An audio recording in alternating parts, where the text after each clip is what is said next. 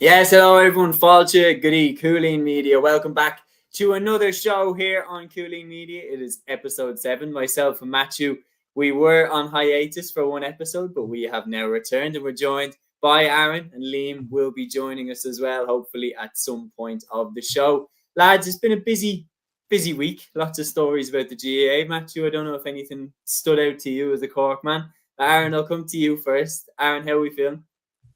Yeah, good lads. Good to be back on chatting about this weekend's games. And yeah, obviously been quiet week, no retirements, no All-Star nominations or anything like that. But now in all seriousness, yeah, now looking forward to getting into it. All-Stars announced, obviously some big club games as well this weekend as well. It feels like it's heating up a bit now, kind of getting into the knockouts. You know, I would say the majority of the championships, obviously a few of them are still in groups, but yeah, now we're looking forward to getting into it. Absolutely. On top of Matthew, I'll jump to you, and I'll jump to you with the question. Peter here has fired in the question. He said, Matthew, did you hear any story about the county board not posting a tribute for Hoggy? Didn't hear any story about that, to be honest with you. But look, the Cork County Board and the fans, there's been kind of I would say a fractured relationship over the last few months and things like that. But look, they made a statement at the end. They made a statement about Hoggy. They made a statement about Pat Ryan as well. Maybe the county board were just coming up with the words to say about these public figures in many ways. Because if you put out a statement and do it without thinking, then you could say something that would rile up the fans even more. So maybe the county board are kind of thinking that way. We're gonna lay this out. We're gonna lay it out properly and just do it their way. But look, I think the way Hoggy retires, whether you think it's the right decision or not, it is the right way for a player to go on his own terms, on his own Instagram page. He announced it, and that was that. But look, we'll talk about it more in a sec now. But look, it's I'd say it's upsetting news for many people in Cork. Some people may understand why he has gone, but me, for one, I still think Hoggy had a lot more to give. But look, he said it on RT News to Marty Morrissey. He has a family to think about. He's working long hours with Dulux Paints as well.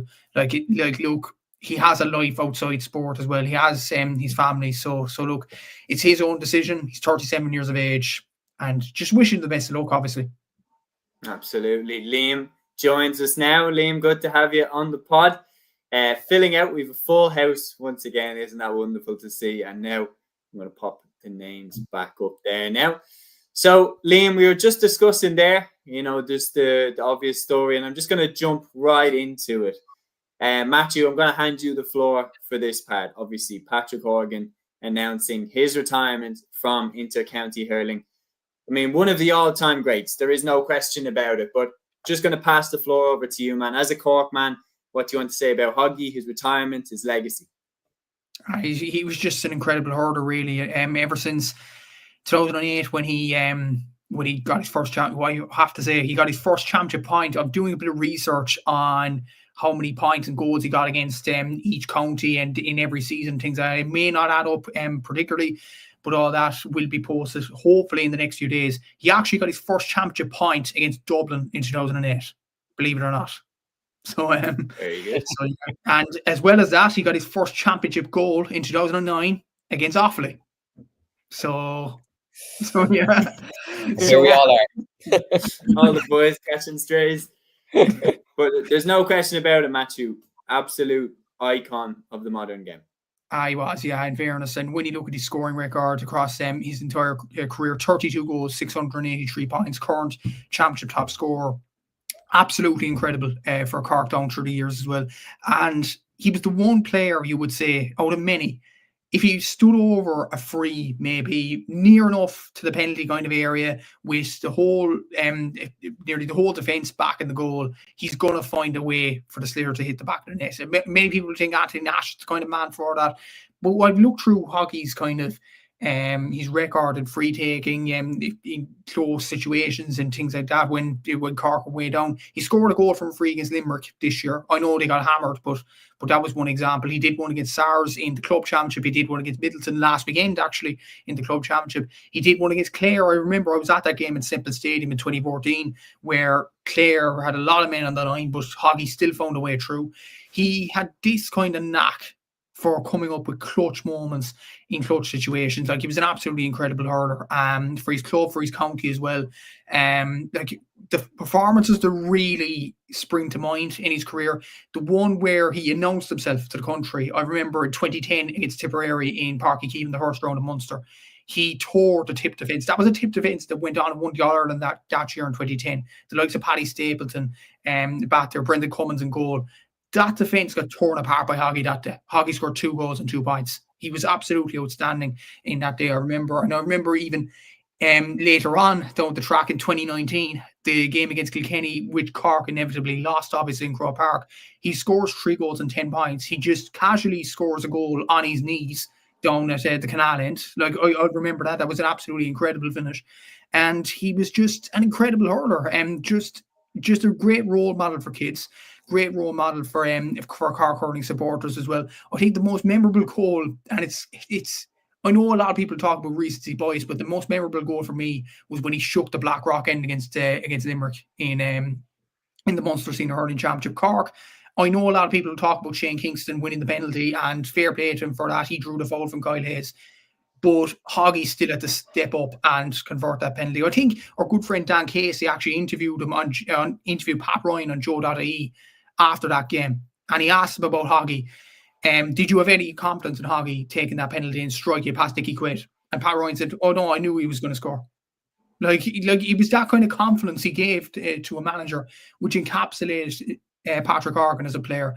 And I think in the Southern Star this week, Tom Lyons wrote a brilliant tribute to him, and he said that a lot of people are known by a name in hurling circles or whatever.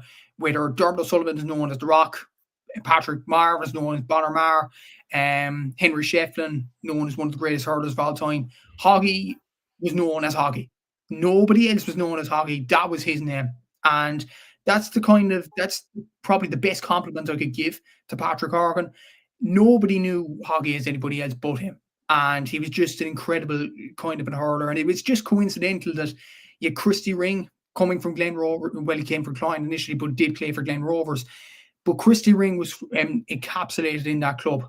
And for Hoggy to encapsulate himself into that club as well, I wouldn't be shocked now if a statue is built down at Glen Rovers GA in the next few years of Hoggy. Like, he was that kind of public figure. He was absolutely incredible as well.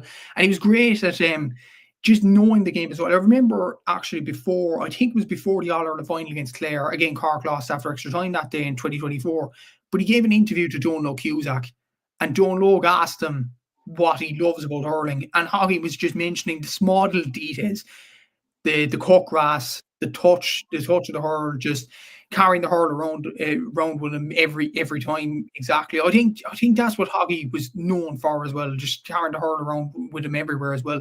And there was brilliant tributes obviously given to him over the last few days, especially from his manager Tomas Mulcahy with Glen Rovers as well, who was a legend himself with the Glen, obviously winning All-Ireland in 1990. And a lot of people will point towards, he hasn't won an All-Ireland, he hasn't won Hurler of the Year. At least you talk about the Mayo players not winning an All-Ireland, but at least Lee Keegan and Andy Moore won Footballer of the Year awards. Hoggy never won a Hurler of the Year, which is absolutely astonishing, considering the ilk of player he was. And yeah, it's kind of a shame when you look at it that way, that he didn't get his All-Ireland in the end. And that, this week in particular, that made me upset about that All-Ireland final even more in July, because Hoggy deserved it All-Ireland. It's as simple as that. I was disappointed, not just for the Cork team, not just for the fans, not just for the fans that got ridiculed, I would say, online for the stuff they were saying outside the stadium, like the batter tip or whatever.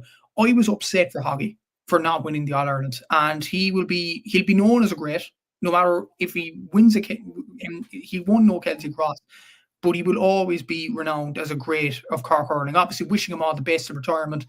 Obviously, he does have Glen Rovers to think about in the next year. Obviously, they are out of the championship as well, so I think that was that kind of hinted into the decision a bit as well that Glen Rovers were out of the championship. He had a few days to think about his career, and then he made the decision on Instagram, obviously. But obviously, for me, from probably every person in Cork, best of luck to Patrick Horgan on his future ventures. An absolutely incredible ambassador for the game of hurling, incredible ambassador for Cork GAA, and we're wishing him all the best. Happy retirement, Hoggy. You absolutely deserve it. Well said. Peter here says Huggy did a class interview with Square Ball Pod last year with Dave McIntyre in terms of the medal. He really gave an open and frank assessment on it. His chat with Don Lowe before the 2024 final was really emotional too. I love the story about how the gates of the park had to be locked to keep him out.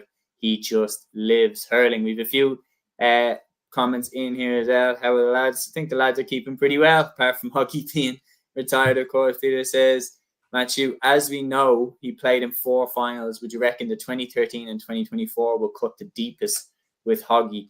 I'd add the question here, and then lads, feel free to add in a question here for Matthew, just because obviously he's the man to chat about Hoggy's retirement.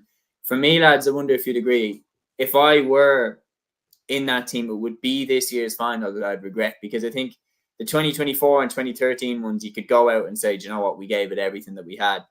But the 2025 one, you can't say that they gave it everything that they had. Yeah, 2021 as well, like against an incredible Limerick team as well. Like I know they were absolutely hammered in that particular final, but like Limerick were unbelievable that day. And I think as much as Cork could have given their absolute all on that day, and Limerick probably still would have beat them. So yeah, I think this year, is the one that I think they'll look back at with regrets, definitely. Given, look, they didn't play bad in the first half, but they obviously didn't play to their standards.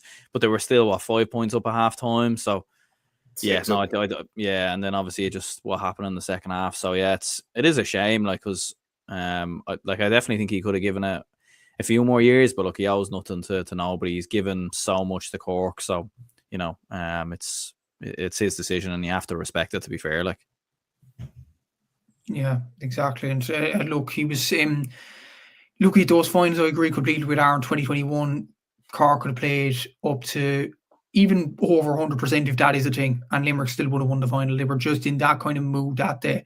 When Garrett Hager hit the net, when Aaron Gillan hit the net, it was just wave after wave.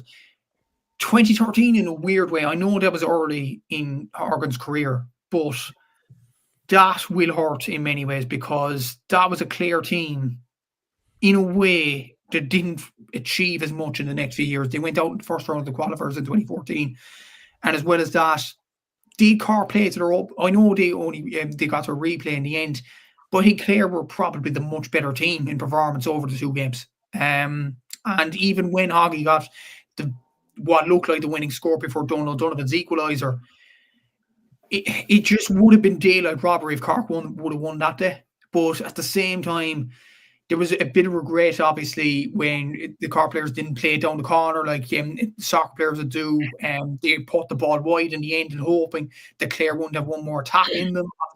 And it fell to the quarterback to put the ball over and they'd take it to the replay.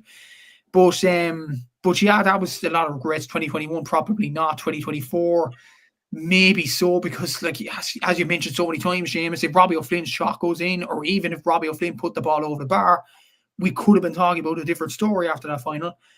And 2025 was just, I can only describe it as a few months later as a capitulation in the second half.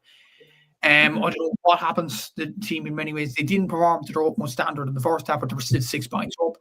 But to score 2 points in the second half, that is seriously one that left behind them as well. And considering Tipperary deserved the All-Ireland, there's no doubt about it. And probably John McGrath or Jay Morris will get on to All-Stars and say we'll probably win hurler of the year, one of them. But that was a Tipperary team that finished bottom of the Munster group in 2024. That was a Tipperary team that probably would have said it would be a great season to even reach the All-Ireland final. And Cork were favourites for the All-Ireland final, obviously, rightly so. They battered Dublin in the semi-finals. They won the Munster Championship. They won the Alliance League. They just didn't turn up in the final. And that one will hit hard. It will hit not just Horgan, but it will hit the likes of Seamus Hardy, Damien Cahalane, these players that have miles on the clock. And they will wonder what time is left in their careers. I think that was definitely one of the left behind, possibly 2013, the way they didn't close out the first game in particular as well. And 2024, because of that goal chance for Robbie O'Flynn as well. There is regrets, obviously, but the fact of the matter is Hoggy didn't get his All-Ireland that he deserved, and look, that's sport. Yeah, like I do think that like it's one of those where 2013 you went down to the wire and you can leave kind of saying no regrets. That's why it was kind of the same with Mayo. That, don't get me wrong, the ones where 2016 where they lost by a point after the replay, 2017 when they lost after a point after being, Aaron, I think me and you would both agree, the better team for the majority of that 2017 All-Ireland final. If Donald Vaughan, I still maintain, if Donald Vaughan didn't get sent off, Mayo would have won. But the reality is that the one that hit the most for Mayo, the one, in my opinion, where everybody went like, oh, for God's sake, and kind of lost sympathy for them, was the 2021 All-Ireland final against Toronto, where they just didn't turn up. Or they could have no complaints, no what if this happened, what if that happened. They just didn't turn up. And this year's final would have hurt a lot more, I imagine, than previous years where you could go, you know what, we died with our boots on. We went out swinging. And you look at like Clare and Cork in that final in 24. That was just two world-class teams going at it. Those two world-class teams at the top of their game. Like the goal from Robert Downey and the goal from Tony Kelly and like all of the scores that we saw in that game, it was just world-class. And it was like, do you know what? Whoever wins this, fair play to them. And you play that, I truly think you play that game 10 times, both of them win it 5 times. They were so evenly matched. And look, that was just Clare's day. But there's a lot of debate. And Matthew, I'll go to you for this first. And then Liam, I'd love to get your opinion on it after, because Offaly obviously famously denied that Limerick team in the 90s. And they are always looked at as a team that had some of the greats to never win Liam McCarthy. Immediately after Hoggy announced his retirement, all the talk again started about the greats who have never won the Liam McCarthy Cup. How highly does Hoggy rank on that list for you, with the Dan Shanahans, the John Millans, the Kieran Careys of this world?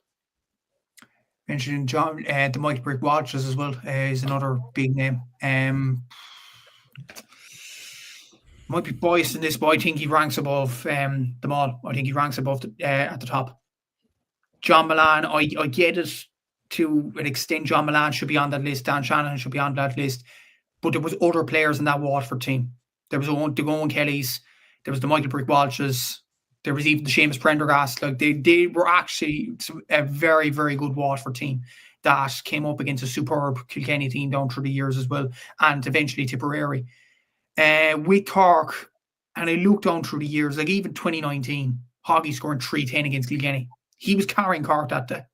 He carried Cork in so many games down through the years in certain games as well. He scored 2-2 against Tipperary as a youngster in 2010. In 2015, he was trying to carry the mantle for Cork as well. In 2016, when they were bad times losing the Wexford in the qualifiers, Hoggy was still maintaining his performance levels. Like there was times when Cork with a hammering, like against Galway in 2015. And the one player that really shone in those teams was Patrick Horgan. Whereas with the Waterford team, there was a lot that stepped up at certain times, like the Kellys, like the likes of John Ballans and of course the Dan Shanahans. There was other players mentioned. Obviously, Kieran Carey, I think, is a great shout, because he was one player that really, really stood up for Limerick down through the 90s in particular as well. But in my honest opinion, I think Hoggy ranks at the top, if not the top 3. But I agree. Yeah. I think he's definitely in the top 3. I think the Peter shout there, Tony Brown, is a great shout. Paul Flynn was very, very good, but he could also be quite inconsistent. Hoggy was very, very consistent throughout his entire career. I would argue Ken McGrath should be in the top 3 as well. I think he was absolutely amazing. Lee Chin as well deserves a shout. I know that because I think he won't. I think he won't get one. I think his window was 2019, and I was at that Wexford Tipperary semi-final, and you know, my second favourite county is Wexford. I grew up, spent my summers there, and I went to the semi-final to watch them against Tip. And I know you remember this, guys. Lee Chin's goal in the second half, when he scored that, I thought Wexford were going to do it. It really felt in the stadium like, because there was one play as well where Tip got a goal down the other end, and it got brought back for a point for Wexford because Brian Horgan had caught the ball behind the crossbar. And there was a real sense in the stadium of like, what the hell is going on? There seems to be some force from the heavens just dragging Wexford to the All-Ireland final here. So I really thought they were going to do it, but I think that was Lee Chin's chance. Liam, what would you be saying? Yeah, I think if you're mentioning players as well, some of the Cannings from Galway, Ollie Canning could probably be another one you could throw up there as well. Probably not maybe top 3, but certainly up there as well. Stephen Bennett, yeah, could be a player as well. I would agree with Matthew though. I'd been saying it for the last couple of years that that if Horgan never ended up winning an All-Ireland, he would be the best player to never win an All-Ireland in hurling anyways. And it is a shame that he hasn't won one. And I find it hard at times when people would say to you which one would hurt the most, because there's obviously the different circumstances. Because you look at 2024, you look at 2013, like, I mean, he looked back on that one and think, had he won that so young in his career, there wouldn't have been as much maybe pressure on him over the next number of years to maybe win one. It's maybe like sort of like David Clifford with Kerry. Even though this year and over the last couple of years he would have been desperate to win another one, he had one in the bag already. Do you know what I mean? You could see the relief when Joe Canning won his one in 2017. It was just relief more than anything else. And then after that, okay, if you don't win another one, you don't win another one, but at least you have that one. Whereas with Horgan, if he'd have won the one in 2013, especially after the point he got as well, then I don't think the pressure would have been on him as much over the next couple of years. But then, look, when you look at last year, when you look at 2013, there's going to be regrets over those two ones, because you're always going to be thinking in your head, I should have done this different, I should have done that different. But then obviously this year's one, because they were big favourites going into it, and because like Matthew said there, like a lot of people at the start of the year weren't even predicting Tip to get out of Munster. Do you know what I mean? And then the fact that they went on to win the All-Ireland, a lot of people in Cork will probably be looking back at that going, this is one that's got away from us. And especially being, like, I thought you were going to go on and win it at halftime. When you got the goal from Shane Barrett, I thought, that's it, Cork have this one. But yeah, look, I would be ranking Horgan up as the best player never to win an All-Ireland. And a question for yourself, Matthew. For me, and I'm saying this mainly because I was at this game in 2019, the one you mentioned there, the 310 he got against Kilkenny in 2019 was one of the best individual displays I'd ever seen in my life. And I think it was, for me, I would argue, more than his performance against Tip in 2010. I would say that's his best ever performance, because he was kind of, I wouldn't say it was a one-man team in 2019, but it felt like it was a one-man team to a degree. And he was dragging them. He was scoring goals off his knees. He was powering penalties past Owen Murphy. He was catching balls over Hugh Lawler's head and scoring points over his shoulder. He scored some cracking goals over the years against Limerick, got cracking goals against Clare over the years. Like you mentioned there, his first ever championship goal against Offaly. I can remember that game as well. I don't know how, but I actually remember that game as well. But yeah, no, the best player to never win an All-Ireland. And for me, I would say his best ever performance in a Cork jersey was the 310 he got against Kilkenny in 2019.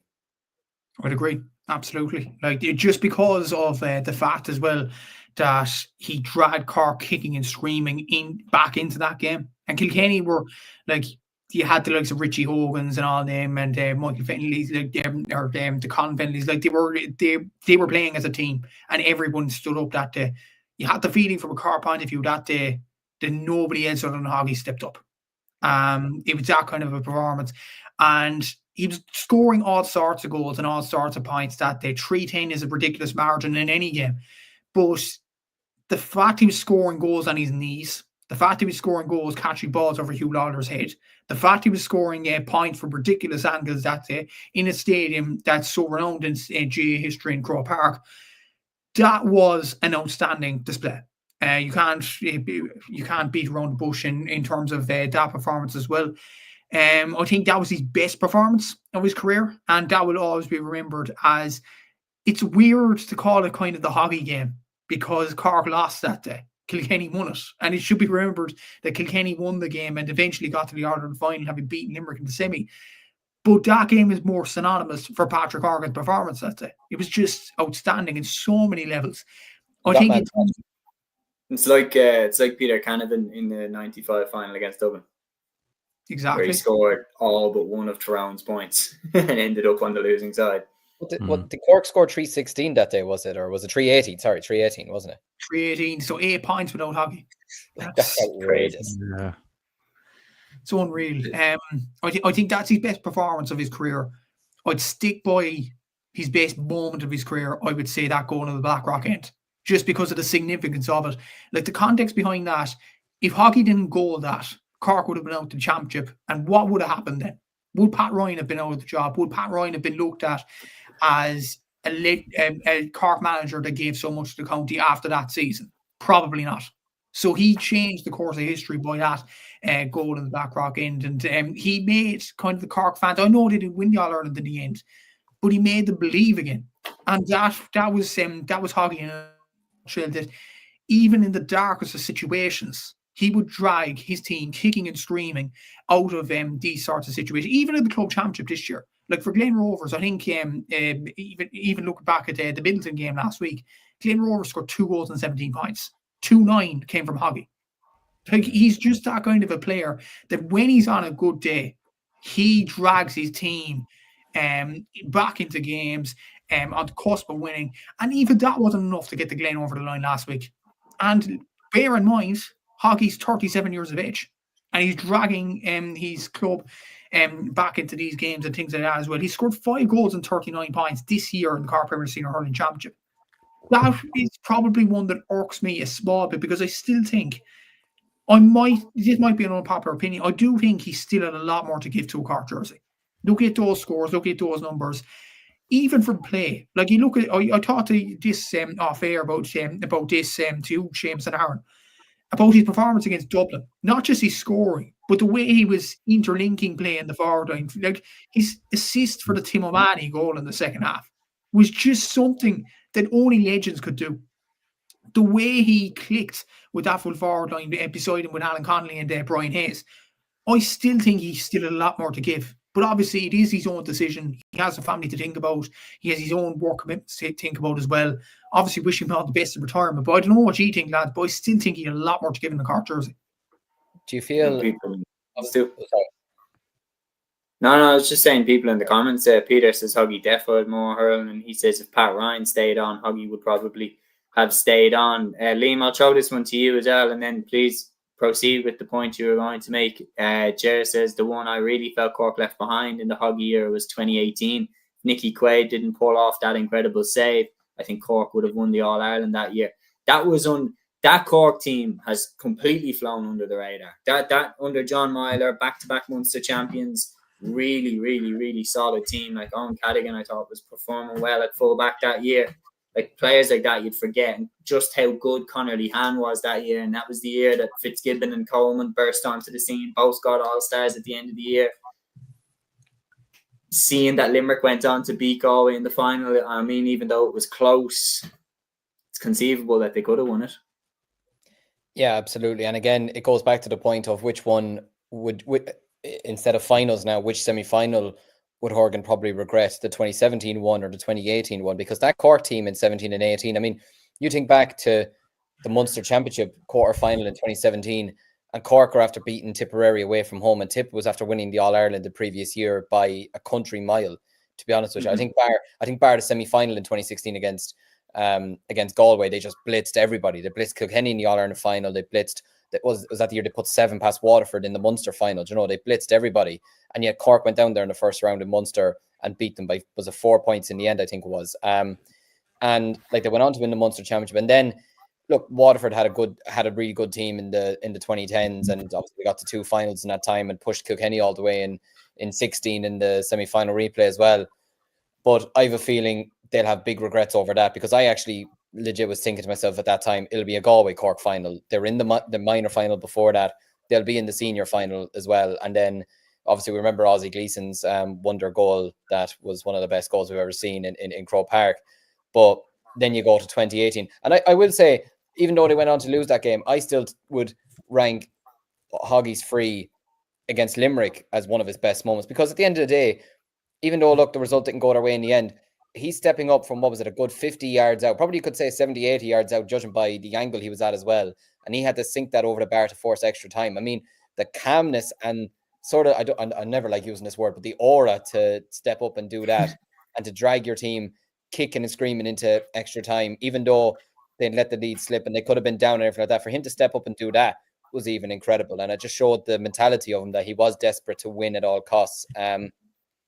But yeah, no, that the 2018 one, 2017 one, I'm not sure which one maybe they'd have more regrets over. But look, at the end of the day, look, the things have happened. And look, maybe if Cork had gone on to win that All-Ireland that year, you never know what could have happened after that. But one of the questions I want to just ask Matthew, do you feel, look, I presume he'll still stay playing for Glen Rovers over the next year or two, or maybe even 3 years. Especially could play till he's 42. He could be like Ronaldo and just keep going and going, to be honest with you. But do you feel like, what's he won?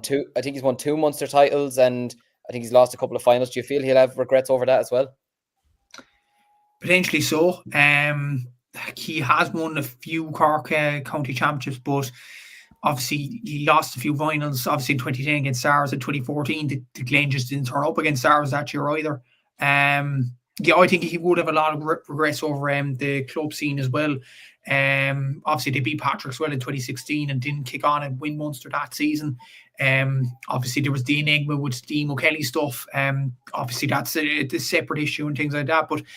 But yeah, he might have regrets over the club as well. Not to win a club or a county All-Ireland. That's just, for Hoggy's kind of brilliance as a player, that's unbelievable. Like you talk about so many seasons where Gooch. I know Gooch went on and won the All-Ireland with Dr. Crooks in the end, but there was those AIB ads where Gooch saying that the club championship is the toughest win to win of all.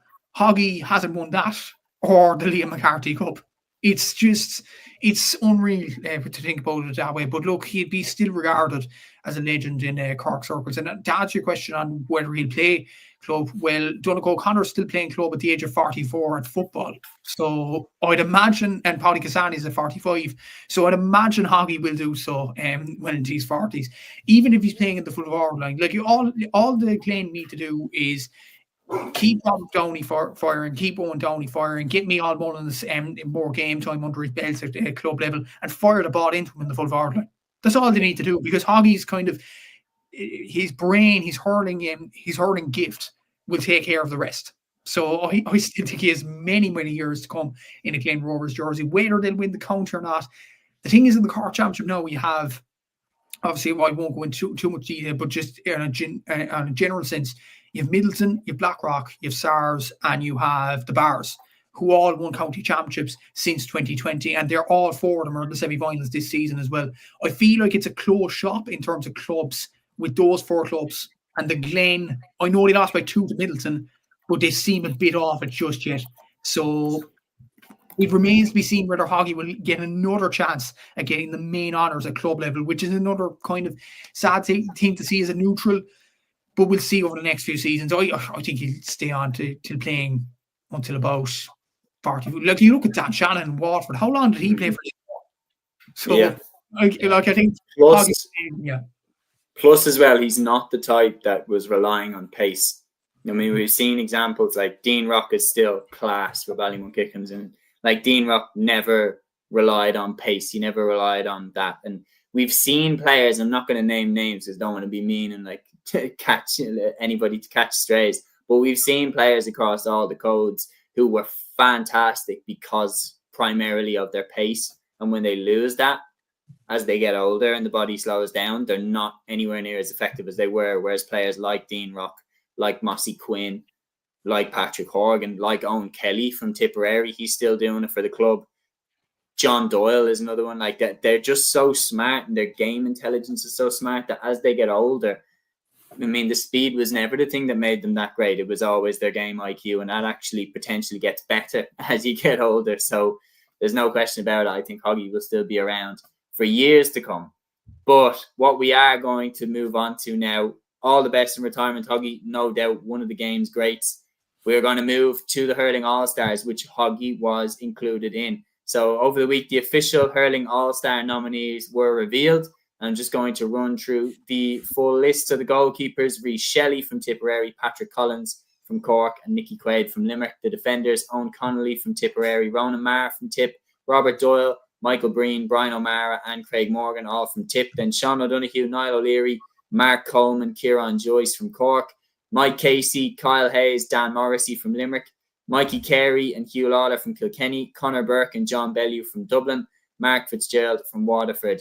In the midfielders, Dara Fitzgibbon and Tim O'Mahony from Cork, Cian Kenny from Kilkenny, Adam English from Limerick, Willie Connors from Tip, and Carl Mannion from Galway. In the forwards, then Jake Morris, Andrew Orman, Darren McCarthy, Jason Ford, and John McGrath from Tip, Shane Barrett, Alan Connolly, Brian Hayes, and Hoggy from Cork, Aaron Gillan, Keane Lynch from Limerick, Keane O'Sullivan and Sean Curry from Dublin, Billy Ryan, Mossy Keown and TJ Reid from Kilkenny, Lee Chin from Wexford, and Stephen Bennett from Waterford. The Young Hurler of the Year nominees then is Adam English, Darren McCarthy, and Robert Doyle. And the Hurler of the Year nominees is John McGrath, Jake Morris, and Brian Hayes. So, Aaron, I'll come to you first. Your first thoughts when you saw the All-Star nominee list in full. What was your first reaction? Yeah, no, it's absolutely stacked with so much talent. And to be fair, I know there has been a few controversies with the All-Stars down the years and picks and everything else. And obviously we'll see when the actual team comes out in terms of what they actually go with. Like, I think maybe the only player that jumped out, I think that was a little bit unlucky and not getting in, was maybe Jordan Malloy of Kilkenny. I thought he had a very, very good season for Kilkenny. Is very, very solid around midfield, and maybe because he's not as big of a profile, that's maybe why he didn't get a mention. I'm not entirely sure, but I thought that was a little bit harsh. But yeah, look, looking at it, like some top players in there, like there was a part of me that thought, could John Heatherton of Dublin maybe snuck in? But yeah, I think hang on. Let's address that right now. How in the living fuck are Limerick getting 7 All-Star nominees and Dublin are getting 4? What's going on? Yeah, who beat Limerick? Who beat them? That was Who the knocked only them out thing of the championship? Why did they just get 7? The only thing is, and look, obviously I'm a Dublin fan, I agree with you, but the only thing is Limerick obviously got to a Munster final. They lost on penalties. They did have still, not by their standards, they were still, a very good team. They produced some brilliant moments throughout Munster. They obviously fell apart against Dublin and we all loved it, don't get me wrong, but I don't know. I wouldn't have had all 7 Limerick lads in there. I do think John Heatherton definitely deserved the shout. I know some people would say, well, he didn't always start. He was kind of coming off the bench a lot, like against Limerick and whatnot, and he probably was quite ineffective versus Cork. But still think he did have some very good moments. I thought Brian Hayes was unlucky to not be included. That was the other one as well. Yeah, over the course of the year, and I actually thought Conor McHugh as well was fantastic. And then another one, Sean Brennan. I thought Sean Brennan, you think about that save from Aaron Gillan, like if he doesn't save that, Limerick probably find a way through. Yes. I know he made mistakes in other games, but yes, Seamus. So did Patrick Collins. I know he did, but the bone to pick there, and it's a pretty simple one. He conceded 7 in the semi-final. Yeah. I know that's not completely sharp. But I mean, poor fucker didn't stand a chance. The Dublin defense started like the Red Sea.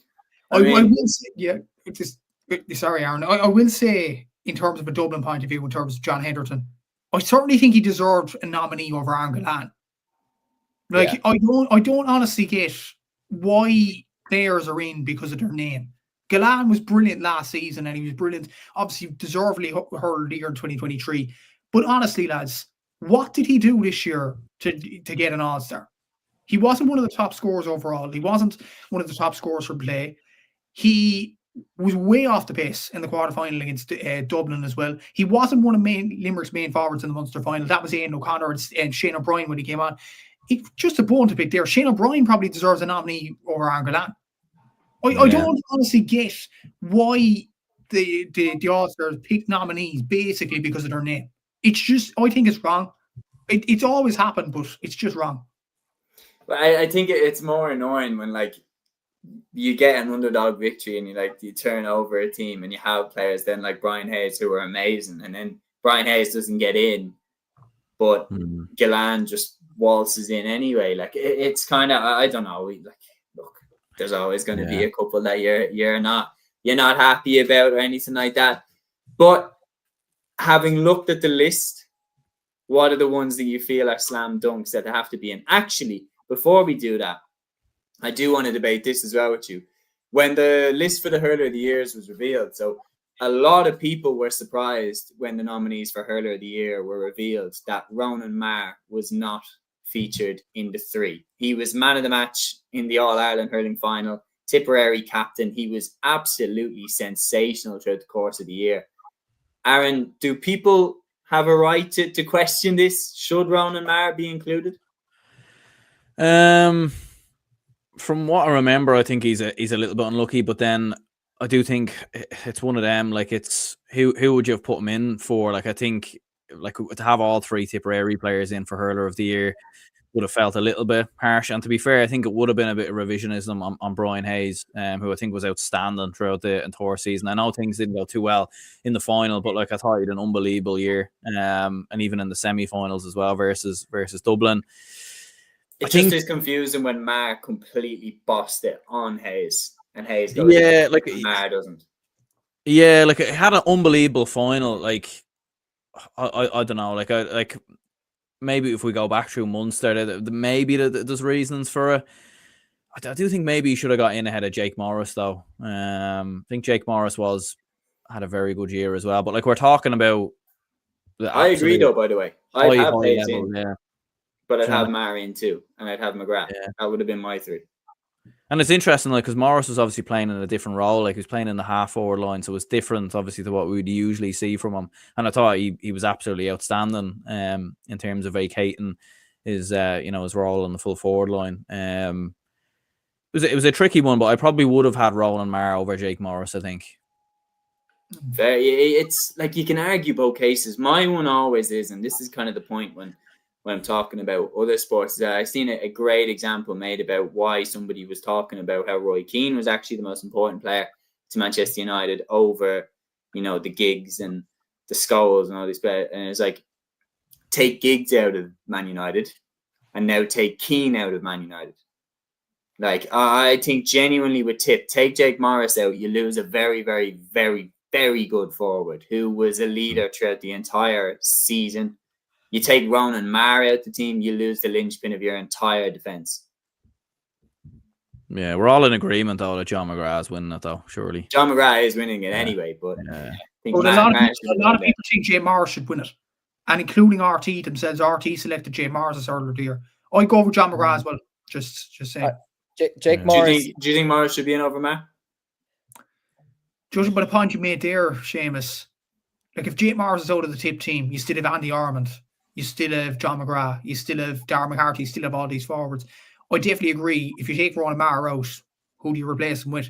So judging by that, I probably would have gone for Ronan Maher over Jake Morris. But at the same time, it would anger a lot of people if Jake Morris was left out of that 3.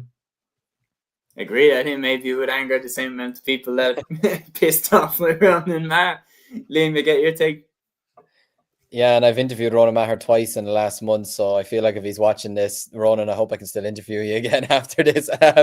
But no, like when you do kind of put it down like that, it does beg the question how he's not up for it. But like it is difficult because look, like Garen said there, you can't just throw 3 tip players in. I don't think that'd be right at all, to be honest with you. Like you have to have at least one Cork player in there. And Brian Hayes was superb for Cork this season. He was absolutely outstanding, and he's still like I don't care if he was off the pace in the All-Ireland final, he's still one of the most dangerous forwards in the country and would walk into every other team's forward lines in the country when given a chance to. I do feel though that like look, I do agree if you were to take Ronan Maher out of that Tipperary team, they probably, well, not that they'd collapse, but they certainly wouldn't win an All-Ireland. There's no question about that. He's an absolute colossal of a centre-back. And listen, he's well worthy of the All-Star, never mind not getting Hurler of the Year. But I just feel like Jake Morris for me was someone who was getting kind of, not, I wouldn't say to the same sort of level, but it's kind of like Ousmane Dembele winning the Ballon d'Or, kind of written off for years, and people maybe thinking, is he the man to take a team forward? Is he going to lead someone to the big holy grail of, obviously for Dembele to be winning a Champions League, for Morris to be winning an All-Ireland. Morris this year went up a gear for Tipperary, and he was absolutely outstanding in every single game he played. He was a constant threat off his left, off his right. He was strong in the tackle. He was catching ball. His movement was unbelievable. So I kind of agree. I do agree with you, Seamus. You take Jake Morris out of a team, you know, you still got a lot of options there. Whereas Ronan Maher is the type of player that you take him out, very similar to if you had ever taken his brother out of the Tipperary team, you're losing so much. Or for me, it was always Brendan Maher. You take Brendan Maher out of Tipperary, by God, you just cannot replace an engine like that. But I do think Jake Morris is fully worthy of being on the list there. And up until a couple of months ago, I would have been picking him as, I'd said if Tipperary go on to win the All-Ireland, this is before the All-Ireland final, I would have been picking him to win Hurler of the Year. But I just think John McGrath, the way he's hurled this year, the goals he's gotten, I mean, the way he got the goal, his goal against Kilkenny in the semi-final, like it was right in front of me in the Cusack stand. It was an absolute rocket. No goalkeeper in the country saving it. The 2 goals against Limerick, the performance against Cork in the All-Ireland final, the semi-final, the second half in particular, was second to none. So I would be giving it, I would agree with you, I would be giving it to him.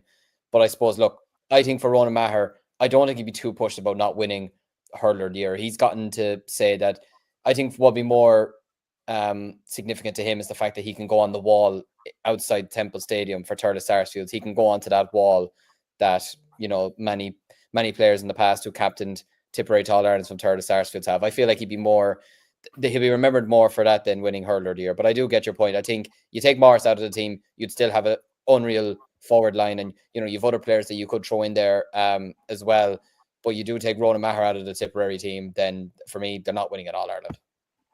One thing as well, lads. I was doing the followers hurling all-star team, where followers vote or whatever, and I put up the team. Brian Hayes was corner forward, obviously. Brian Hayes is nominated for Hurler of the Year.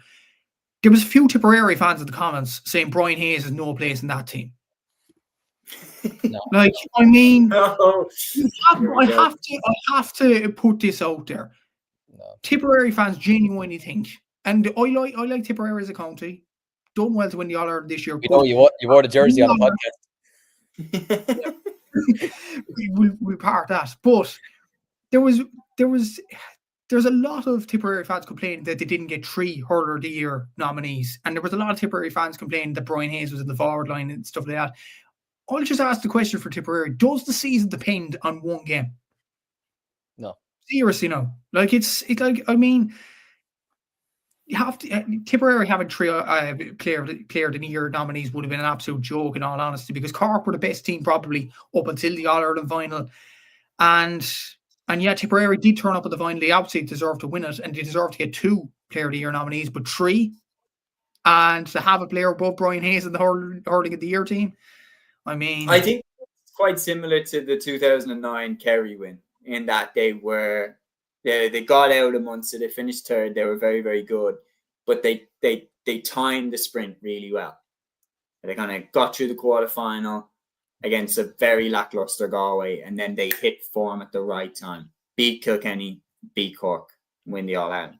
And look, that's all she wrote. Like, that's what people are going to remember, you know, in 50 years. It's going to just say that Tipperary won it in 2025. But I do agree. I think if you look over the course of the entire year, Brian Hayes deserves to be in there. He was fantastic throughout the entire year. But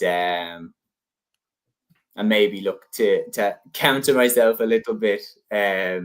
We were rusty enough in Leinster, and yeah, the Limerick game was where we shot up, and then we got a bad beating off Cork. But I still think we should have got more than 4. But interesting. What? Should I just go, because my county was not winning any All-Stars anyway? They don't give out All-Stars. Don't give All-Stars to Offaly anymore. No. Maybe in a few years, we'll see. We'll see. To be fair, I will say from Offaly point of view, Cúilín Sampson, Liam, was he robbed of it? I wouldn't say he was robbed, because like at the end of the day, we won 1 game in Leinster, but I was thinking to myself, if there was to be, say, 1 from every county, some people would say Brian Duignan, because he got a lot of scores this year. But for me, if there was 1 from Offaly, it'd be Cúilín Sampson. He was unbelievable all season for us, and he's performing exceptionally well for Shinrone as well in the club championship. He's the type of player that will perform for your county, but he'll also, like Horgan, he'll step up for your club when needed as well. But no, don't be saying Robs now. we won 1 game in Leinster. We won 1 game in Leinster, and it was against, no disrespecting him, but it was against Antrim. Like, I know we were probably could have bet Dublin or could have bet Wexford, but no, there's no robbery there.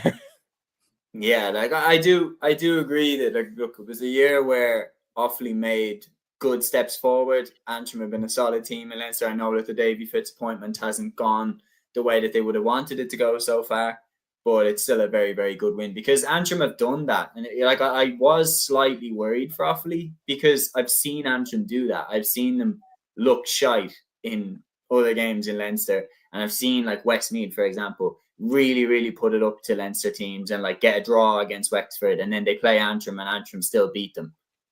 Because Antrim, it's like Antrim just put all their poker chips on that game and go, okay, we'll win that one. Right? That they kind of conserve themselves almost. So I think that was kind of what Offaly did well this year. Is they knew which ones they had to win. Liam, you can join Clare in the No All-Star nominee club. First time, is it 2017 or 2018 that they have got an All-Star? Crazy. It was a year. Like this was a year equivalent of being hungover. Like this is a year equivalent to just like Clare they'd won the All-Ireland. It was like they woke up, still in nightclub, still dressed in everything that they were wearing the night before, and it just kind of didn't. It was just about getting home, going home and taking care of your wounds. It was a very, very good year for Clare, obviously in 24, but I never thought that they were going to go back to back. Same way I didn't think Armagh were going to go back to back. Again, if you look at the history books, teams don't tend to go back to back when they bridge a long gap. Aaron, we have a question in for us after this part, because what I'm going to do before we move on, and I'm going to get moving in a little bit quicker because obviously we've got a lot to get through before we start getting delusional. Aaron, I'll start with you. Obviously, we have the nominees for the Hurler of the Year. The nominees for Hurler of the Year are in John McGrath, Jake Morris, and Brian Hayes. Which out of the three do you think will and should win the award? I think John McGrath. Yeah, John McGrath all day long. I think it's interesting. I think both hurling and football are no-brainers, to be honest with you, in terms of the decisions as to who will win them. Like some of his performances were outstanding. The goals he obviously scored in the final, hat-tricks left, right and centre, big goals, big moments. Nailed on. Matthew? Yeah, absolutely agree. John McGrath as Hurler of the Year. I said it the night of the All-Ireland final that he should win it despite RT saying Jake Morris, and I stick by that. The goals he was getting this year, the goal against Kilkenny was absolutely superb. Even in the early round, scored 2 goals against Limerick. Hurler of the Year is all about performing for the whole season, and John McGrath did that. So for me, it's a no-brainer. Same as Aaron, John McGrath. Emo? John McGrath, 100%. I was saying it'd be Jake Morris up until the All-Ireland final, but then when you sort of had a couple of days to look back on the season and see the journeys that these guys have been on, especially with John McGrath as well, and you look at the goals that he got and the way he dragged Tipperary through games and the threat that he was for fullbacks. I mean, you look at the players he was marking this year as well, and you just said, no, do you know what? If you're marking the caliber of fullbacks that he'd been marking this year and you're getting the scores that he did, you deserve it all day long. Yeah, I agree. I think when you look across the year, there's no doubt John McGrath had the biggest impact on the championship. The goals he got against Limerick in match day 1, the goals he got against Clare, when the championship turned for Tipperary and they got such a statement win. And then you talk about his goal against Kilkenny in the semi-final, and you talk about his performance in the final against Cork. He was the one who hit the knockout blows for Tipperary across the entire year. So he's the one who had the biggest impact, and therefore I think he should win Hurler of the Year. We'll move on then to the football ones. The official Gaelic Football All-Star nominees were revealed this morning. So we're going to get them up right now. So the full list of the All-Stars. Interestingly, lads, it's the first time since 1996 that this has happened. For the first time since 1996, Donegal have got more All-Star nominees than Kerry. It's the first time since the 1996 All-Ireland final, with a losing team in the final, has got more All-Star nominees than the winners. Matthew, does this surprise you at all? Maybe a small bit, considering Kerry were so dominant in the final. But up until that point, you have to remember this as well. Kerry were pretty ordinary up until when they got to Croke Park against the likes of Armagh, Tyrone and Donegal after that. So judging by that, I would think it's fair enough. But it's still shocking all the same. Look at the numbers there. But at the same time, who would you put in that isn't already in from a Kerry point of view there? Like you look at midfield there, like Joe Connor's the only guy. I know a lot of people say Mark O'Shea and Sean O'Brien, but they really only announced themselves once it came to the end of the championship. It's about the whole year, so it doesn't really translate onto that. I think Paul Ganey would have got one if he wasn't injured midway through the season. If he wasn't injured in that Cork game at Park Heave, I still think Paul Ganey would have gotten an All-Star nominee. But look, that's where the cookie crumbles there. And in the end, I actually think Sean Patton was hard done by in goal from a Donegal point of view, not getting an All-Star nominee. So maybe you could argue Donegal may have got more, but it's kind of a weird one, isn't it? Like, you look at the number, you think it's weird. But at the same time, when you look at the players on the list for both Donegal and Kerry, you would think it's just about right. I don't know if you agree. I'd probably say so. I'd probably agree. Aaron, what do you think? It's rare that we see that. Yeah, it is. Yeah, but I think it's one of them. Like, it's it's one player more than another. Do you know what I mean? And they still got 9. Like they still got 9 all-star nominations. Donegal obviously got 10. So, and I think when you look through the players as well, like I think it's completely fair. In terms of the players that are there. In terms of both players that have been nominated. I think there are a few players from looking at it that are a little bit unlucky though to miss out. I think Owen Frayne was definitely a player I would have looked towards for Meath, who had a very impressive season. I think Donald Keoghan as well, I think was very good. And that's obviously coming from a Dublin fan, noticing 2 Meath players.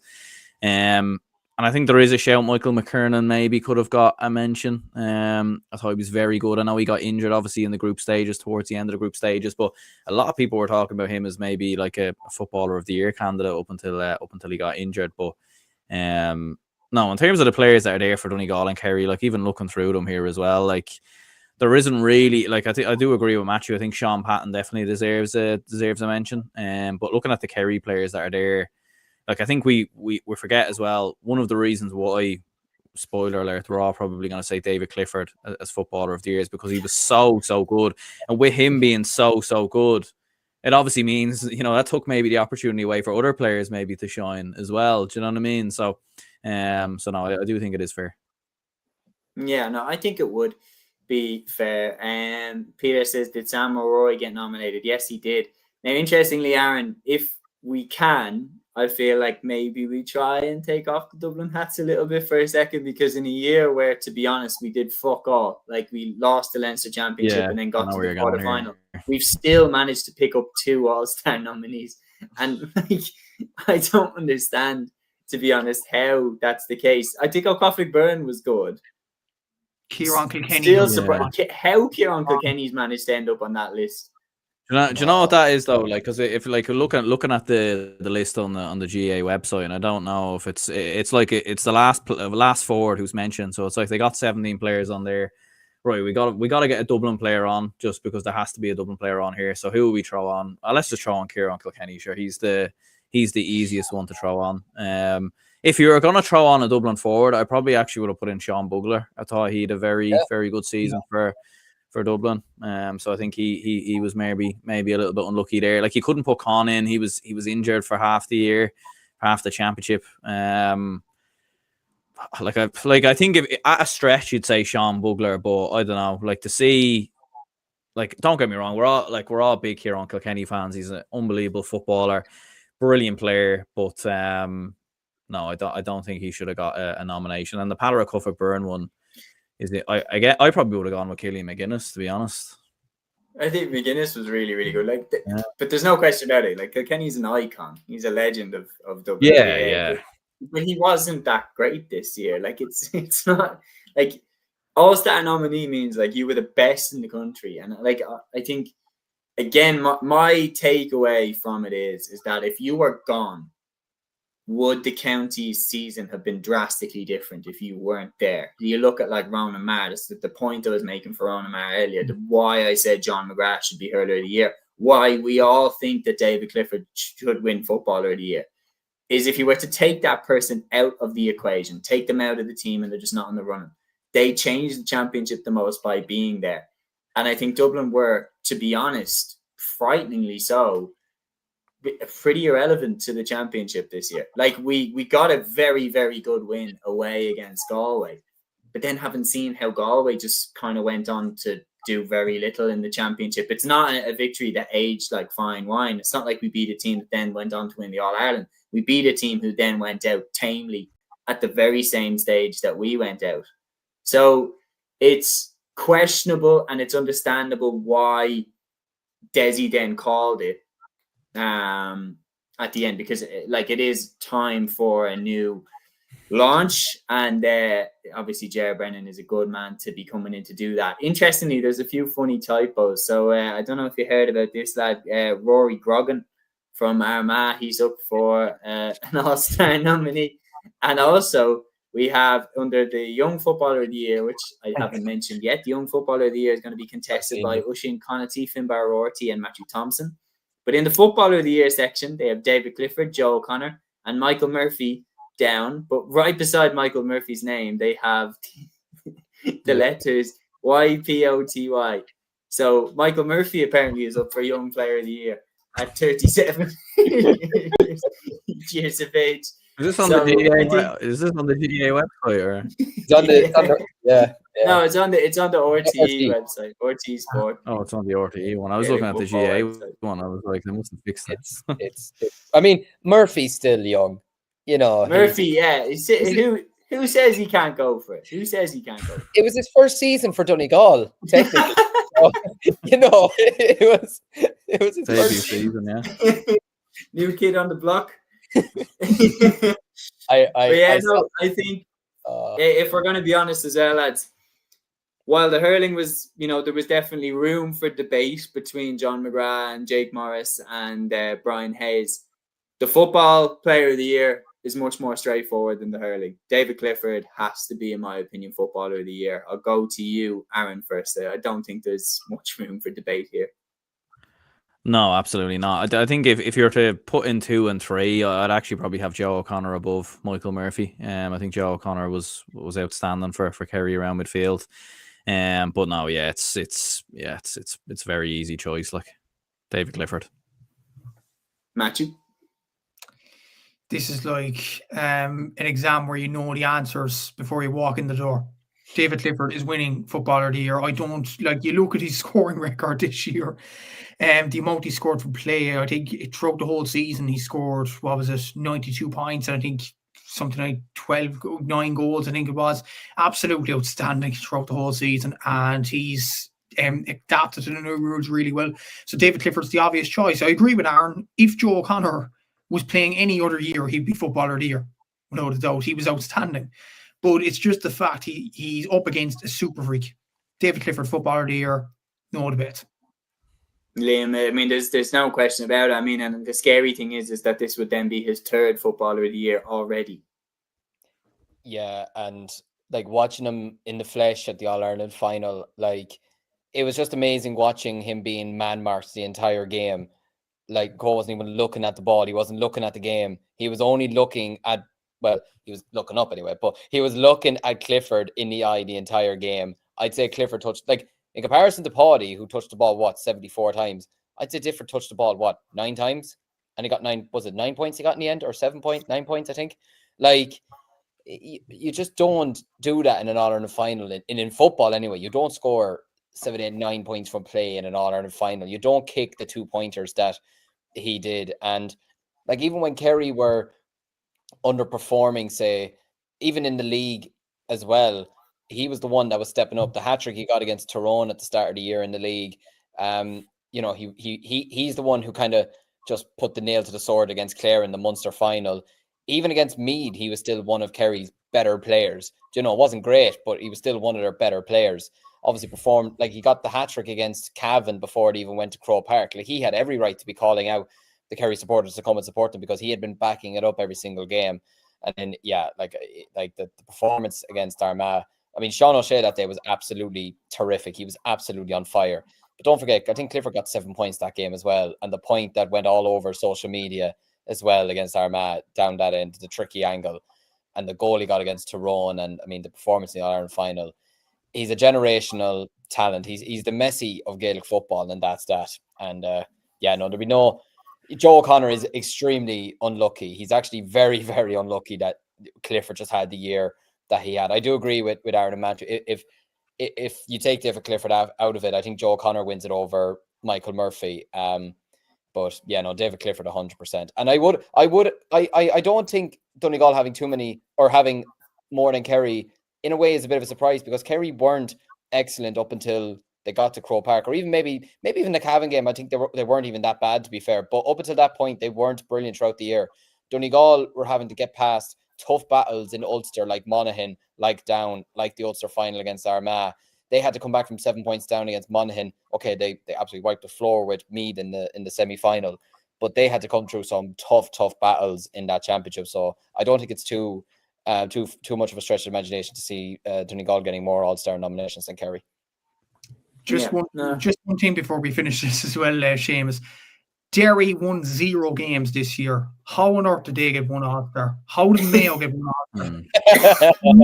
What? Like, it's just... Yeah. Did Mayo even play in the fucking championship this year? Like?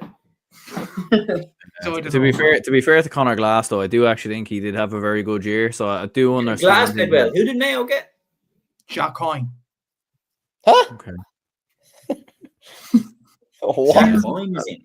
No, but honestly, I'd put my Cork hat on now, but I think Brian O'Driscoll deserved a nominee over Jack Coyne in defence. Honestly. Yeah. It's good to see Oran Murdoch in. True, yeah. Yeah.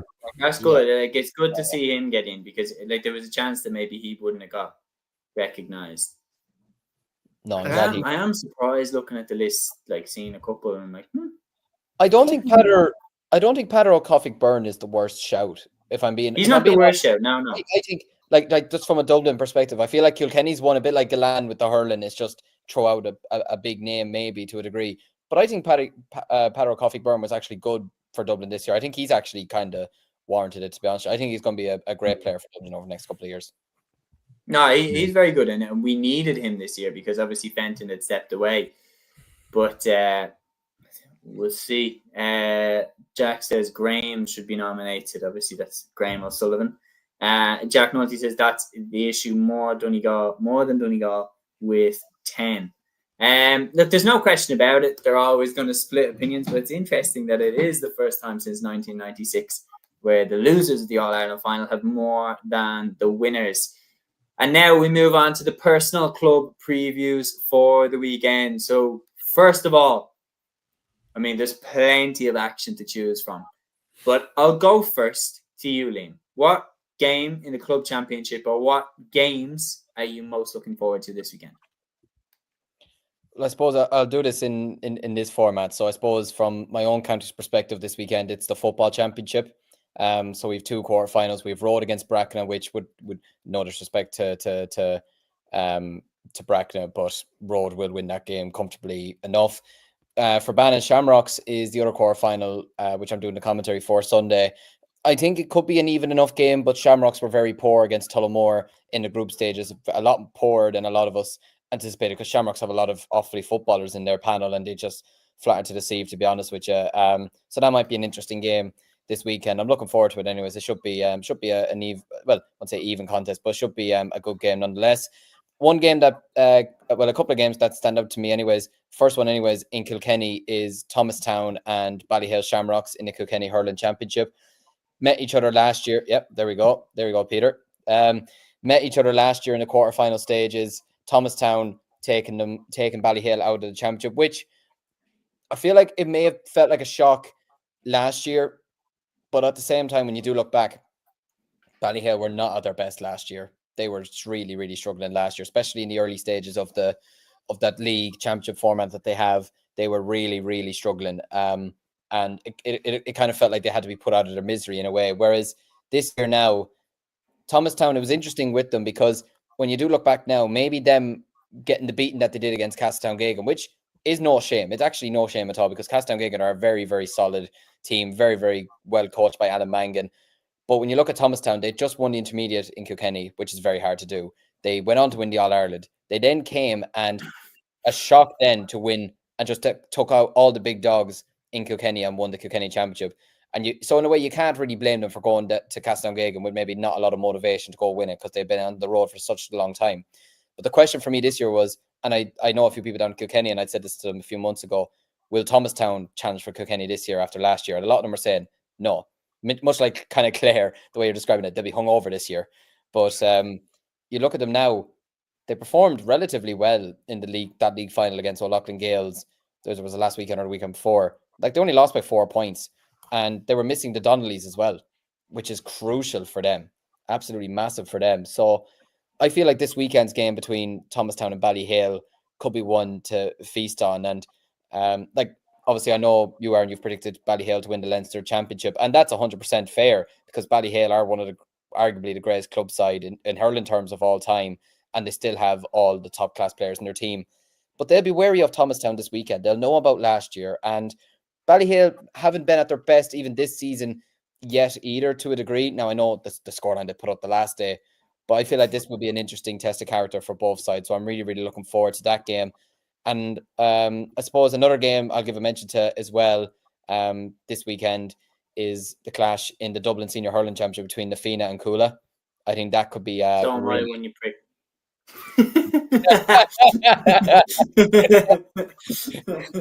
Sorry. Yeah, no, I look, obviously I'm still bitter about last year losing to Na Fianna. I'm bitter about losing to Cúilín in 27. Do you know what? I hate both clubs. But yeah, no, I'm really intrigued by that game, because obviously the question coming into this season, would Na Fianna be able to go back to back, well, go 3 in a row in Dublin after Neil O'Callaghan going away for the Dublin job? But they're still going very, very strong, and I would still probably rank them as the team to beat in Dublin this year, and probably still the team to beat even in Leinster to a degree as well, if they were to get out of Dublin, because they were rightful All-Ireland winners last year, and they've such a strong panel amongst them as well. So I suppose that game I'm looking forward to, and I suppose maybe one more game. I think Lockmore, Castleiney, and Toomevara in the Tip Senior Hurling Championship could be a very you have a tendency for this going on. Yes. Go for the clean sweep. Which one would Aaron pick? Scrambling around now trying to find one. Erigal Kiran in Tyrone. You didn't pick that one, no? No, actually. Okay, well, that would be, seriously, I'd be like, someone's in on this, like. I'll let you take the floor now. Well, Matthew, I will show it to you. Liam was about to touch on it, but Lockmore versus Toomevara. Yeah, interesting game this, because you have John McGrath playing for Lockmore Castleiney, one who we mentioned would be Hurler of the Year, and you have Toomevara with Darragh McCarthy in there. So Toomevara are kind of a team that have a lot of history, but they're very good in the Tipperary Championship at rising through the grades and things like that, and hopefully they can fulfill their potential by beating Lockmore Castleiney. But Lockmore Castleiney's, I think I've seen online over the weekend, over the week indeed, that their unbeaten record across both courts and Tip is absolutely brilliant over the last few years. They're going for a double-double this year. They're doing very well at the football. In the hurling, they're going well, but there's a lot of clubs there that want their crown. Nina Roger, another, I think they're playing Kilron McDonough's this weekend in the quarterfinal. I have to double check that. I think they are. But you have Toomevara and you have Nina Roger, two clubs that haven't won a Tipperary Championship, if not ever, in a while anyway. So you have those two clubs sniffing around them. But I think that's a very, very interesting game, because you have a sort of scenario where you could have the underdog slaying the dragon there. So Lockmore Castleiney will have to watch their backs in this one. Toomevara are a very, very good side. They have a lot of history on their side. And obviously, Darragh McCarthy, if you have that youngster in your team, you can achieve anything in the Tipperary Championship. So I think that's a very good game to look forward to. As I did say, Nina Rogue are playing Kilron McDonough's in another quarterfinal in Tip. Nina Rogue have Jay Morris in their team. Sam O'Farrell in their team as well. Kid Rowan are a decent enough Tipperary team that have been in and around that kind of area in the last few years as well. So that should be a very, very interesting game as well. Another interesting quarterfinal, I think, is that's on as well, is Drummond and Moycarkey Boris. So Moycarkey Boris, I think, were managed by Eddie Brennan over the last few years and got shockingly to the latter stages of the Tip Championship last season. They were kind of surprise packets. Drummond have Seamus Candon, the great Seamus Candon, in that team. So that's a very, very interesting game to look at there. And the other quarterfinal actually is a quarterfinal of 2 surprise packets in there. So you've Holy Cross Ballycahill, who shocked their group by topping it, and Cashel King Cormac's, who won the intermediate championship last year with the likes of Oisin O'Donoghue in their team. So it is a very, very interesting Tipperary quarterfinal. With Thurles Sarsfield gone, there's going to be a very, very interesting winner. And if Lockmore Castleiney lose to Tubavar this weekend, we're going to have a very, very interesting Tipperary championship moving on down the line as well. I'll mention one more championship just because I don't want to steal any of Aaron and Shane's ideas. It is my own county in the Cork Premier Senior Football Championship. So in the quarterfinals, you have Newcestown, the surprise packet in that, after beating Castlehaven. Their reward is playing against Carrigaline in Páirc Uí Rinn this weekend. Interesting enough game. You would expect Newcestown to come through there, especially Carrigaline are without Brian O'Driscoll apparently because of an apparent injury. So I think Newcestown will definitely be favourites for that. Ballincollig are playing Duhallow. You would imagine Ballincollig will win that. I know Duhallow have a good history in the Cork Championship, but they're a divisional side. They've only played 2 games. They don't play games with each other because they're a division. Ballincollig are a club. You would expect Ballincollig to get over the line. But the creme de la creme, the top dollar in the Cork Championship this weekend, you have Castlehaven and St. Finbarrs, the 6th year in a row that these sides will face in the knockout stages. And the first year out of those 6, it's a quarter-final, not a semi. It was a semi over the last few years, but because of Newcestown's win over Castlehaven in the group stage, it's now Castlehaven in the quarter-final against St. Finbarrs. And another interesting kind of angle to this, St. Finbarrs are still in the hurling. They won the hurling last weekend against Emo Kenny, a very good win for them. 3 players in particular were playing on the St. Finbarrs team last weekend, the 3 Callan brothers, and Jack, Connor, and Damien. They're on the Castlehaven team this weekend. So they did get interviewed about that on Clubber. And normally you would think that's an uncomfortable question, but Damien weirdly was just laughing it off. It's almost like he's just used to it at this stage. He plays with the Bars 1 week, then he plays with the Haven, and then vice versa and things like that. But a lot of brilliant players on show in this one. And one big dog, like Castlehaven and St. Finbarrs, won't be in the semi-final of the Cork Championship at the same time for the first time since 2019. So that's a long, long time ago. So that's 6 years ago. So that is a very, very interesting game to look at. It could go to extra time, could go to penalties. It's a very, very interesting game there. Obviously, Castlehaven and Michael Hurley, obviously the Callan brothers there. You have Brian Hurley, you have Mark Collins, you have experienced campaigners. They're going for 3 in a row in Cork, which is a very, very hard thing to do as well. The Bars have a certain guy that's flying at the moment, and he is going to be on the Cork team next year, and Stephen Sherlock. He scored 2 goals and 24 points in the Cork Championship so far. He's absolutely flying, and he scored 1 goal and 14 points in 1 game against Carrigaline last time out. So Castlehaven will have to keep their eye on Sherlock. He is on fire at the moment, especially with the new rules. I don't know, did you see on Clubber Lads, there was a clip going around of Sherlock a point against Carrigaline where he scored a 2-pointer from a sideline.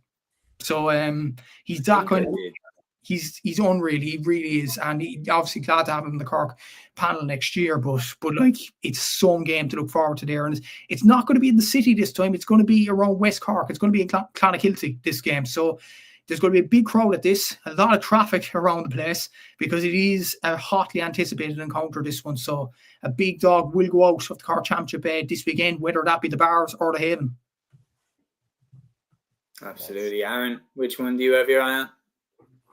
Yeah, no, look, I think the 4 quarterfinals this weekend in the Dublin Senior Hurling Championship, I think will be very interesting. Like, I think looking at the first one, Kilmuckle Crokes versus Nave Barrack, I think you'd fancy Crokes to come through that fairly comfortably. Vincent's versus Ballybowden is an interesting one. I think Bowden should have enough, I think, to come through. Vincent's. You think so? Yeah, I think it could be 50-50. Yeah, it could be 50-50. Like, it could. I don't know. I haven't seen Bowden being able to come through these games a little bit more over the last couple of years. And some of the players they're obviously stacked with, I think they might just have a little bit more, in my opinion. Luke and Sarsfield versus Bridges. I think Bridges have really surprised me this year. I think they've had a very, very good season. But I think Luke and Sarsfield should have enough there. But I think, look, the big one is obviously, of course, Nafina versus Cúilín. Like Cúilín, obviously, where they haven't won a county title, haven't won a Dublin championship since 2020. We know Conor O'Callaghan's obviously in the side. We know the stars that Nafina have within their ranks as well. The likes of Colin Curry and Tom Brennan have been standout players there. Jake Malone's looked very good, I thought, for Cúilín as well. So look, that's going to be the standout game. I think one thing you would say about Cúilín is the fact that obviously you do have Con playing with the footballers as well. There does seem to be a bit more of an emphasis on the footballers at the moment within Cúilín as a collective. But I think it's very, very interesting. I think it's going to be a cracking game. I would fancy Nafina to come through, to be honest with you. I think Cúilin's day of probably winning Dublin hurling titles and being dominant in Dublin in terms of hurling anyway is probably gone. So I think Nafina would have a good one there. Maybe one game that wasn't mentioned that the lads didn't touch on, Dunshaughlin versus Summerhill in the Meath Senior Football Championship. There's actually some really good players on show. So like Dunshaughlin have the likes of Matthew Costello, Connor Duke, Rory Kinsella. 3 very standout players there. And then Summerhill have Owen Frayne in their ranks as well. So you're talking about, do you know what I mean? Like some all-star nominations all on the one field, and maybe some players who were a little bit unlucky in terms of all-stars as well. And it's also the 2024 winners versus the 23 winners. So that's definitely a cracking game to keep an eye on as well. Absolutely. I think as well, one that caught my eye over the week, just because it's kind of funny to rub. Liam, you picked Sarsfields to win Munster, didn't you? In Camogie. Yeah. Well, they're out. Oops. Thanks St. Catherine's for that. Thanks St. Catherine's for that. Sorry, I had to. That's what you get. That's You stole the Fina Cúilín on me. You stole the Fina Cúilín on me. But they were knocked out before this, so like it's not really. Oh, good. The Camogie semi-finals in Cork, I'm going to keep an eye on, because obviously Catherine's now after beating Finbars, like they're going to be kept an eye on. But I still think, Catherine after beating Sarsfields, but I think you have to look at Finbars defending champions, and they've annihilated everybody in front of them. And then Matthew, you were mentioning there the players that they have, like the Cahillans, like Social McCartan. I don't see anybody stopping them in Cork this year, and I think they'll take some beating then in Munster and beyond. I think Sarsfields from Galway probably, or Dixborough, I think are the ones that can stop them. I don't see Lochgiel or anybody from Ulster stopping them.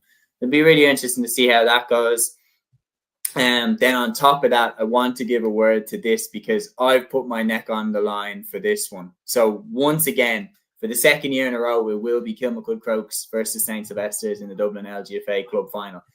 And I tipped Stills to shade it this year, because I was at the final last year. It went right down to the wire. Like literally there was nothing between the teams. And this year, Kilmacud don't have Lauren McGee because of her injury. And I think that could have been the grain of rice that tipped it in Crokes' favour last year. But Aaron, without her this year, I think Stills might be able to turn them over.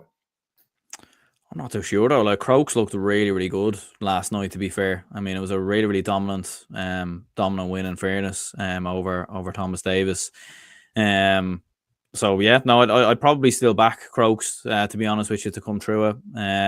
Like even looking at the likes of Niamh Carter, Amy Conroy, both very, very impressive there from a Kilmacud Crokes perspective. Look, St. Sylvester's will definitely be there. Like they're definitely in the mix. There's no doubt about it. I think the way Clontarf pushed them though to extra time last night as well, coming from I think 5-6 points down going into the closing stages, just from looking at some different reports and stuff. So I would still fancy Crokes from what I've seen, to be honest with you, to still get over the line. I do agree with you though as well. Though I think St. Sylvester's will definitely push them and run them quite close, but I'd be still edging Crokes at this moment in time. Matthew, is there any hope for the underdog, or do you think that Crokes will still be too strong even without Lauren McGee? I said Crokes from the very start. I'm still sticking with Crokes. But the thing is, like St. Sylvester's have very good history in Dublin LGFA, but at the same time, Clontarf bringing up the extra time last night. That probably just epitomises that they might be a bit too far off winning it at this present moment in time, whereas Crokes, I agree with Aaron, absolutely obliterated their opponents in the semi-finals, and they show they mean business. Even without Lauren McGee, they still have some outstanding players. I don't know, is Alva Davern still with them? Niamh Cotter, some very good players there in their team. Obviously, Michelle Davern, Dublin, born and bred there, so which is unusual, obviously, because Davern and Cotter are actually from... I thought you were going to say unusual for Crokes. But yeah, it's I think Crokes will be definitely favourites for the Dublin LGFA Championship. But St. Sylvester's, they have proven over the last years they have some talent. They can beat Crokes. It's kind of a situation like the Dublin Men's Football Championship where the only place where Kilmacud could get beaten is the Dublin Championship, not the Leinster Championship. And that's kind of a bad term in many ways, considering you have some good LGFA teams there. We're in Meath at the moment. You have Dunshaughlin, who are going pretty well at the moment. You have Dunboyne in Offaly. I don't know, St. Kieran's in the senior championship, Liam, but they had some decent players over the last few years. Yeah, like Kate Kenny, I don't think she's playing with them this year because of AFLW, is she? Yeah, I think she's still over in Australia anyways. Yeah, I don't think she's back at the moment. It's a big loss. It's a really big loss. They're still going well without her, but she is a big miss for them still. That would probably just epitomise that they'd probably be a bit off it. So I'd say if any team is going to beat them in Leinster, either Kilmacud or St. Sylvester's, it will be the champions in Meath because they're going pretty well at the moment. And then when you look at the All-Irelands, obviously you have Kilcar and Clonberne in there. So it should be very, very interesting. But St. Sylvester's, it could provide a shock. You never know. Yeah, no, they could. I just think, having been there at the final last year, right up close on the sideline, literally there was a hair's breadth between it, and it was just Crokes' ability to close the game out. But I think when you look at the fact that, losing a tight final like that, you're forced to go to the well, and either you don't come back and that's the end of your team, and we've seen examples of that in the past, or you come straight back and smash it out of the park next year to win it. We saw, Tipperary in hurling in 2010 came back, tore it up in that final. But we've seen examples too in the past, like Mayo, where they come back and it doesn't happen for them. So it just is a case. Maybe they'll fall short, agonisingly close again. But part of me, it's just maybe Kilmacud will be too strong. I mean, they are one of the best club sides in Ireland, and they have their own unfinished business with winning the All-Ireland itself. I know that they would want nothing more than to beat Kilkerran Clonberne in an All-Ireland club final because of the suffering that they've had due to how good Kilkerran have been over the last 2 years. They're going for 5 in a row, like they've won 4 in a row now. But I do root for the underdog quite a lot, to be honest. And I've seen enough in that final last year with Sills that can tell me that if they get their tactics right and if they perform to the best of their ability and Kilmacud makes some mistakes, then I think Sills can turn them over. But I think you would be a little bit naive to say that Kilmacud aren't favourites. But I just think, do the underdogs have a shot at winning it in this one? I think they absolutely do. So that's my opinion on that. And that brings to an end another show here on Cúilín Media. I was going to say weekend review, but it isn't quite, even though we did spend a lot of time talking about action that had actually happened in the past. But that is another show wrapped up here on Cúilín Media. Peter says, great show, lads. Thanks a mil. See ye Sunday evening. We will indeed. We will see you on Sunday at 8 p.m. live for a weekend review show where we'll be talking about all of the action that took place on the Friday, the Saturday, and the Sunday across the club championships. Keep an eye out for the Gaelic Stats on Instagram page and the Cúilín Media Instagram page. Match you if you have those results handy there again. But until then, until Sunday's episode, Torah. Follow your instinct, baby. Follow your instinct.